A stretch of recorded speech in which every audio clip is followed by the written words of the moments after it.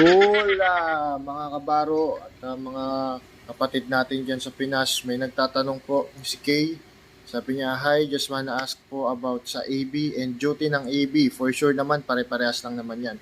So since dito po tayo sa tanker vessel, no, tanker vessel po yung magiging basihan natin kung ano po yung mga trabaho ng AB. So depende po yan sa sitwasyon ng barko, kung nasaan ang barko at kung anong ginagawa ng barko. So, during underway po, no, pag sinabing underway, ang barko po ay umaandar. Kapag po ang barko ay underway, duty po ng AB ay lookout sa gabi or sa umaga kung kailangan at nagde-deck maintenance din po sila. So, nangangatok, kung ano-ano pong maintenance sa deck, sa labas ang ginagawa nila, no. During approach naman po, no, kapag padikit na pilotage, nagtitimon naman po sila. So, ayan po yan, nagtitimon. Titimon sila yan. Hand steering, no? So, kapag ka naman po tapos na magtimon, bababa, tatali na yung barko, mooring operation naman po sila. So, kasama po sila sa pag-aarya ng lubid, pag mooring operation po natin. Pag mooring operation po, ibig sabihin nun ay papadikitin po yung barko gamit ang mga mooring lines o yung mga lubid po natin, no? At kapag nakadikit na po tayo, no, so ang gagawin po ng barko sa puerto ay mag-loading or mag-discharging ng kargada.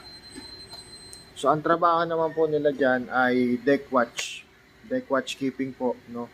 Ibig sabihin po niyan, nagmo-monitor po sila ng cargo operation sa labas, no. Sila po ang mata ng mga opisyal during cargo operation sa labas, no. Sila rin po ay nag-check ng mga lubid at kung ano-ano pa. Pagka naman po paalis na, ganun po ulit, no. Mooring operation po ulit, ang trabaho po nila ulit ay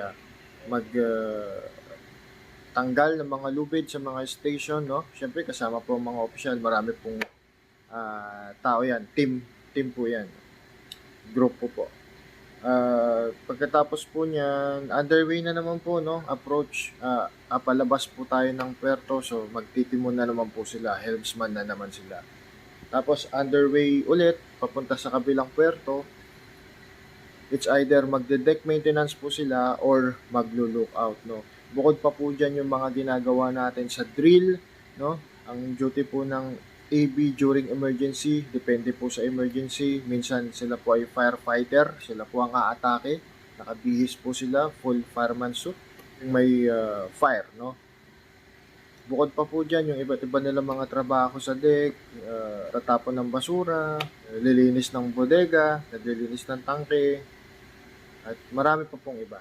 So, yun lang, sana nasagot ko yung tanong mo. Thank you.